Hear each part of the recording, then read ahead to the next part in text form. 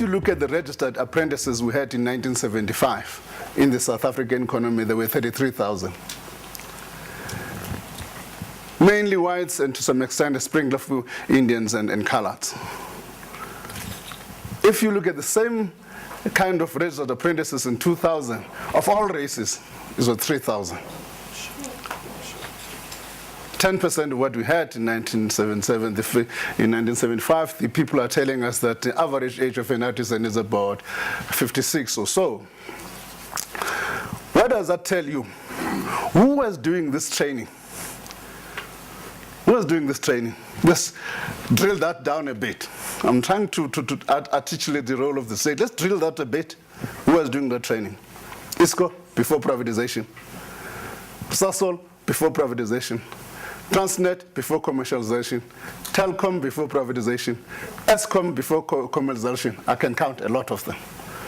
What commercialization and privatization brought to those institutions was basically the bottom line. And then as you're striving for the bottom line, you have got to go for the soft targets.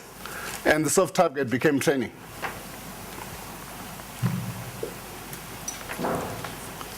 So clearly, the state has got to play a critical role, even in education.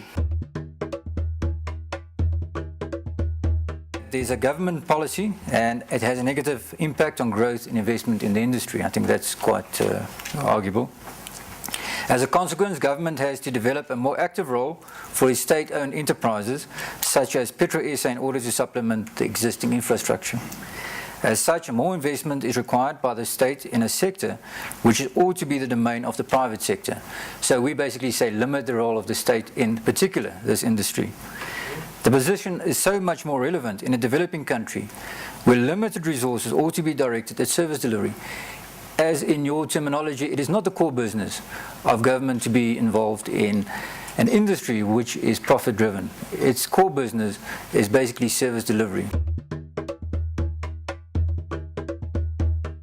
On the question of nationalization, the UDM is more in favor of public-private initiatives to ensure transparency and efficiency. This does not mean that the state has no role to play. For instance, if South Africa today chooses to switch to gas as an alternative energy utility, then the state would have a duty to invest in infrastructure and reticulation, that is piping to individual users.